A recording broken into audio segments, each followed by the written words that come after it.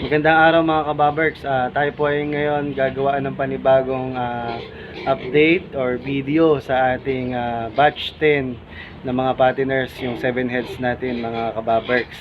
So, andito pa rin po tayo sa pre-starter stage, yung kasunod nung nung unang isang linggong pakain sa kanila. So ngayon ito na po yung pangalawang 7 days po nila uli na pakain. Bali, in total, lahat ng days ng pre-starter stage natin na dumaan na ay 14 days or 15 days na po, mga kababerks. So, syempre, tulad ng sinabi ko, ibibigay ko po uli yung ating update sa mga pakain nila nung from day 8 to day 14, and then sama ko na rin yung day 15 nila na pakain. So today po ay May 5, 2024.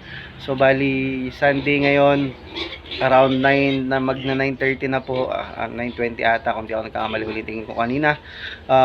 Medyo late tayo ng magbigay ng pagkain, dapat mga alas 8 nagbigay na tayo kanina umaga. Alam niyo naman po, busy tayo, nagluto pa ng breakfast, nag-exercise. Siyempre hindi natin kinakalimutan yan mga kababerks para maging healthy tayo. Ayan. So, na po, bigay na po tayo ng pagkain natin ngayong umaga mga kababerks. Same, pa rin po, bali pre-starter pa rin tayo. And then, ang kaibahan na ngayon ay magdadagdag na tayo ng starter. Paubos na po ngayong araw yung ating pre-starter feeds. Day 16 nila ngayon mga kababerks sa pre-starter feeds ha. Sige po. So, what's up mga kababerks? Ayan na po sila mga kababerks. Sa huling 7 linggo na nakita nyo sila, ito na yung next na 7 days or 8 days na ipapakita ko ulit yung ating mga alaga mga kababerks. Ayan. So bali ang na natin ngayon, ang update na natin ngayon ay nasa pre-starter stage pa rin. Bali mixing na ng konting starter feeds, pero hindi siya actually yung sobrang tagal na transition na mixing. Hindi na natin gagawin yon. Ang tinatry lang natin ngayon ay para familiar sa kanila yung amoy ng starter feeds. So nag-start na ako kahapon. Yun din ang turo naman din sa akin nung nag-aalaga nito before, na mag-mix ng kahit konti na pakain. Simula kahapon, 400 lang ng 400 sa umaga, 400 sa hapon, and then 400 uli ngayon. So pangatlong beses ko na silang binibigyan. So ilan yun? 4, 8, 12. Bali naka 1,200 grams na sila ni starter hanggang sa maging pure starter feeds na sila. So guys, ang pinaka-update ko lang ng day po ng ating mga alagang V8 ay day na sila ngayon, day 54. Day 54 simula ng pagkapanganak. So bali halos 2 linggo pa lang. Ayun, sakto sabay dun sa bilang ng araw ng pre-starter feeds yung natin, yung pagkakabili natin sa kanila. So bali na sila ngayon, day 16 yung simula pagkabili ha. Simula po pagkabili. Bali halos 2 weeks pa lang po siya sa akin na hinahandle ko tong mga to simula anong pagkabili natin. Starting nung natin na yon, nung pre-starter feeds. So bali nakaka 16 days na rin sila sa pre-starter feeds. So pag natapos na natin to ngayon, matik bukas pure pure feeds na tayo. Pero ang estilo ko lalo na pag yung gantong malapit na sila mag starter feeds, inuuntian ko na yung pakain. Sobrang hindi ko na minimit yung ating yung 800 grams na pakain. Kahapon siguro huling na-meet natin ng 800 grams. Pero ngayon feeling ko hindi na, dahil sobrang konti na lang ng pre-starter natin. So ayan na lang yon, para just in case magutom talaga sila at hanapin na nila yung ibang at the same time, dahil naamoy na nila yung pagkain na starter, gusto na nilang hanapin ngayon yon mga kababerks. Yun na yung pwede nilang hanapin na susunod na pagkain nila. hindi na yung pre-starter. Kasi pag lalo natin dadamihan pa yung pre-starter or magdadagdag pa tayo ng sako, lalo pa silang hindi kaagad makapag-adjust dun sa sa starter feeds.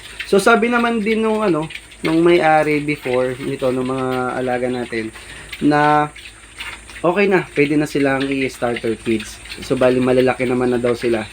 So ayan mga kabarbergs, please kung nagustuhan uli yung ating mga alagang biik ngayon, so please paki-like, and then kayo na pong bahalang tumantya sa timbang. Comment na lang po kung gaano na po kabigat yung ating mga alagang biik.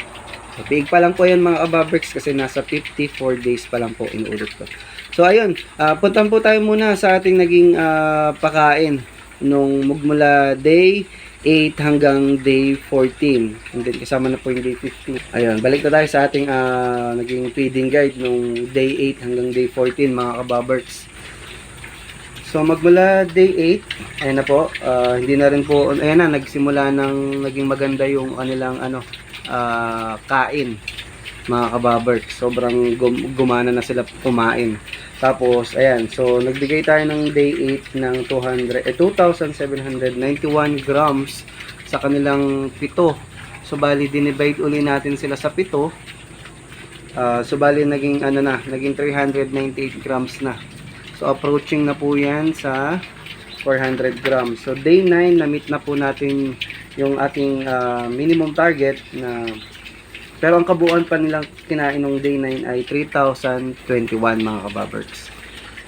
So bali, ang divide nun sa pito ay 431 grams mga kababerts. So bali, na-meet na natin yung minimum target na 400 grams. Tapos, day 10, tinasan uli natin. Ito nga, nagugulat ako mga kababerts. Sobrang habang tumatagal, pataas ng pataas. Kala ko mag-chuchok, kumbaga, parang bigla silang mauumay kumain. Pero itong mga baboy na to, parang walang umay sa katawan. Ang lalakas nila kumain. So day, day 10, ang kinain na nila ay 3,792 grams mga kababerts. Kabuang kapakain. And then, dinivide po natin uli sa pito. Ang total na pakain nila per head ay 541.7 grams. So, pagdating ng day 11, 4,600 grams na po ang ating binigay na pakain that day. Tapos, nagto-total po sila per head ng 660 grams. Tapos, day 12, pinakain po natin sila ng 4,814 grams na pakain. And then, dinivide natin sa pito, 687 grams per head.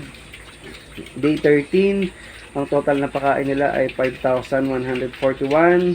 We divide it into 7, 734 grams po per head. And day 14, 5,656.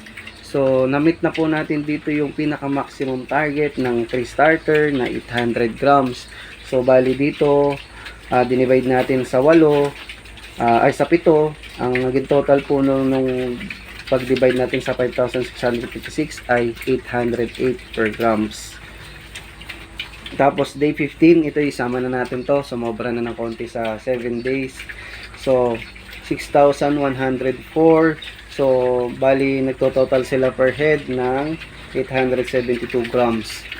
Ayan mga kababerts. So, yun yung kahapon. So, ngayon, ang binigay natin na pakain ay 400 grams na starter, and then 950 grams na pre-starter. Ulitin ko 400 grams po na starter, and then 950 grams na pre-starter. So, yan lang po ibibigay nating umaga para magutom po sila.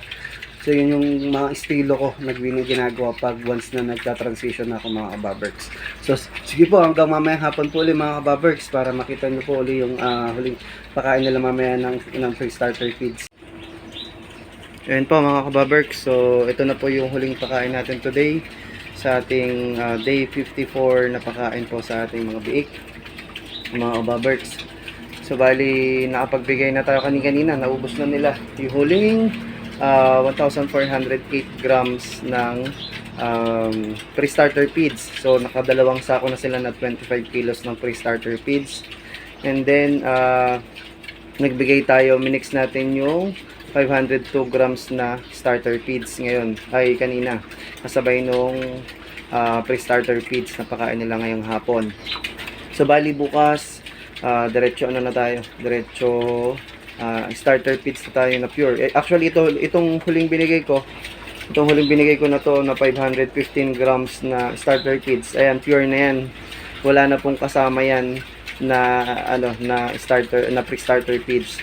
So pera pa dun sa hinalo natin kanina na 502 grams, nagbigay pa tayo ng 515 grams sa kanilang pito.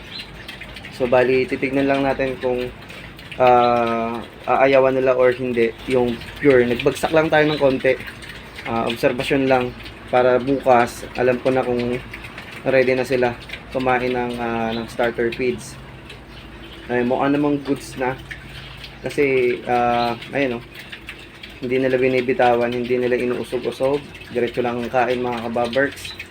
So ayan, na muna, hindi ko na muna masyadong bubusugin kasi para meron silang may time pa sila para i-digest maigi yung mga pagkain nila at medyo magutom pa sila hanggang mamayang gabi. At bukas tuloy na sila maghanap ng starter feeds.